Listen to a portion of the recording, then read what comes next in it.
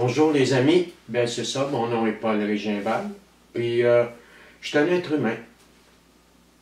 Ben on a commencé la 12e étape la semaine dernière, puis on est loin d'avoir fini, fait qu'on va faire une autre petite vidéo là-dessus ce matin. 12e étape, ayant connu un réveil spirituel comme résultat de ces étapes.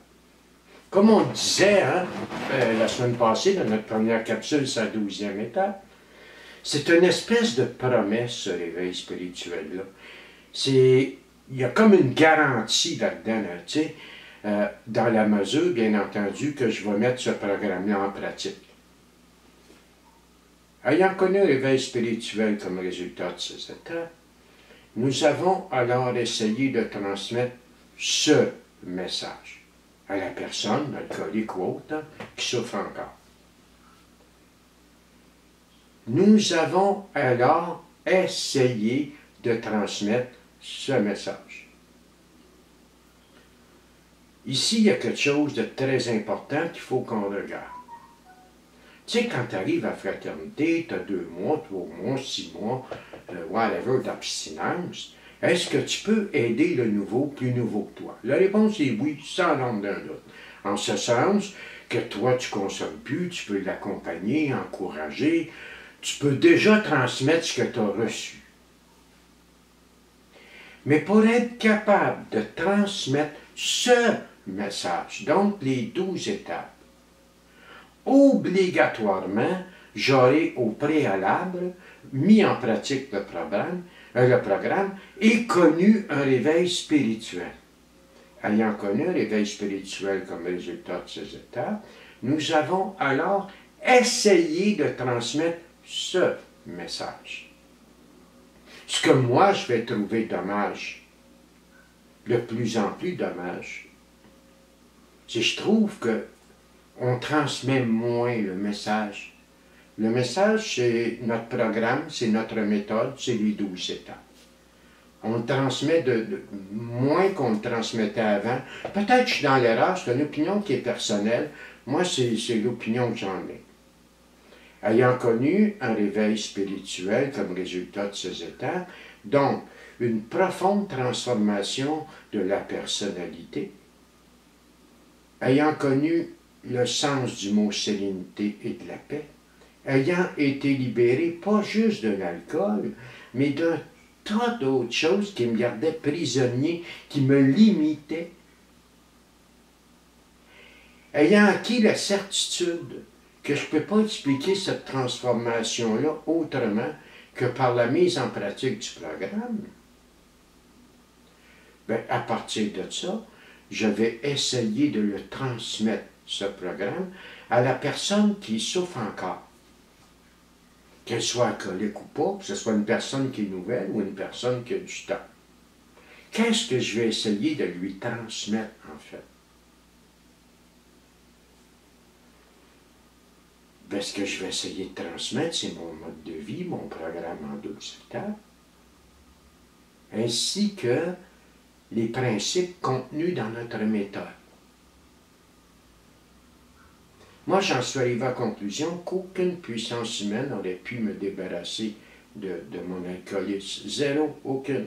Ou de ma dépendance affective. C'était trop puissant.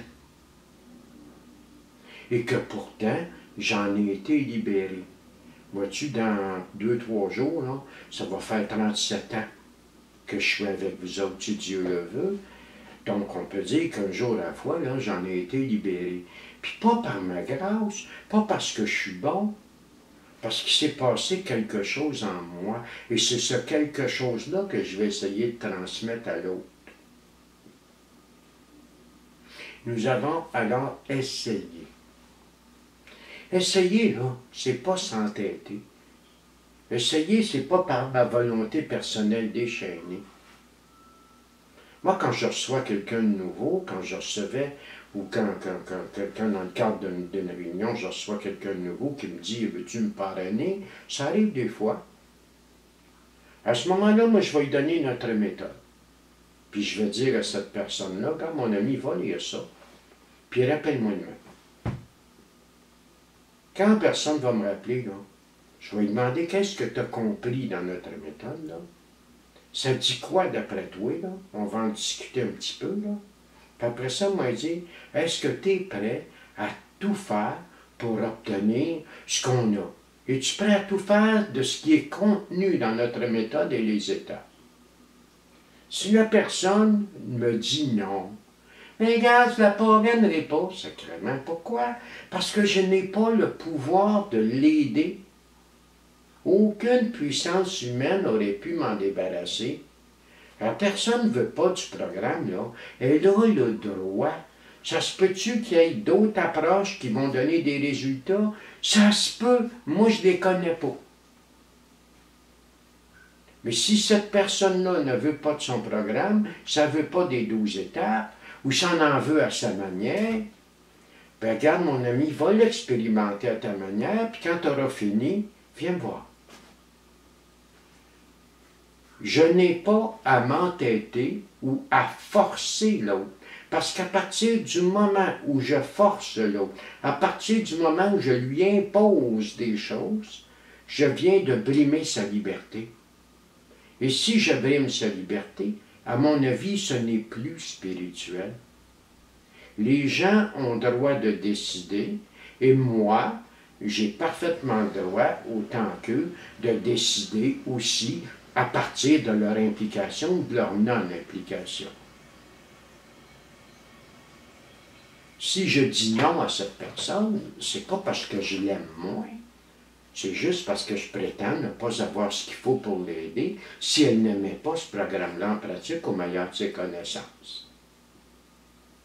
Ayant connu un réveil spirituel comme résultat de ces étapes, nous avons alors essayé de transmettre ce message aux dépendants ou à d'alcooliques ou whatever qui souffrent encore. Ce mode de vie-là, si tu ne le mets pas véritablement en pratique, si tu fais juste le connaître parce que tu en as entendu parler par d'autres, tu ne seras pas capable de le transmettre. Parce que la personne là, qui a faim, qui a soif de ce mode de vie-là, elle va le réaliser assez vite que toi-même tu ne le vis pas. Elle va réaliser assez vite que tu n'es pas dedans, que tu es capable de citer des slogans, des affaires de même, mais que ta patente, ça ne va pas plus loin. Tu comprends? C'est un mode de vie qui se transmet de tordu à tordu, comme disait Jacques Turgeon. De personnes souffrantes et libérées de leur souffrance à d'autres personnes souffrantes. Avoir l'expérience de. J'ai l'expérience de dépendance, je peux en parler pendant des heures, tu comprends? J'ai l'expérience de la souffrance, de l'humiliation, de la malhonnêteté. J'ai l'expérience de toute la maladie. Mais j'ai aussi l'expérience de l'établissement, en étant très conscient qu'il n'y a rien de parfait sur la terre, tu comprends? Absolument rien. Est-ce que mon établissement est parfait? Pas du tout. Est-ce qu'il y a encore des bugs avec Paul? Oui, mais il y a encore des bugs avec Paul. Une affaire est certaine, Paul il s'est pacifié avec lui-même. Il y a peut-être des gens, il y a pas peut-être, il y a des gens qui sont loin d'être en paix avec moi. Comme il y a des gens avec qui je suis loin d'être en paix, mais une affaire est claire. Moi, je suis en paix avec moi-même. Et ça, c'est une des promesses. La part des gens et l'insécurité financière disparaîtront.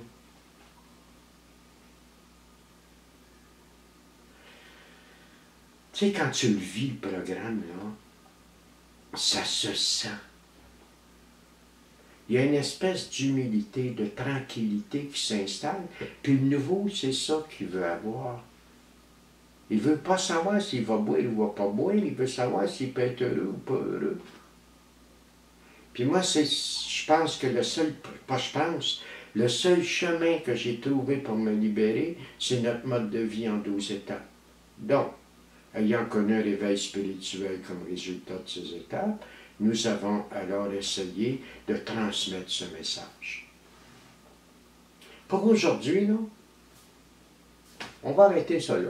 On est loin fini d'avoir parlé de la 12e étape, parce que la dernière partie, tout à l'heure, tu vois qu'il y a du stock dedans, quelque chose de rare. Fait que je te souhaite une belle journée, mon ami, puis amuse-toi bien.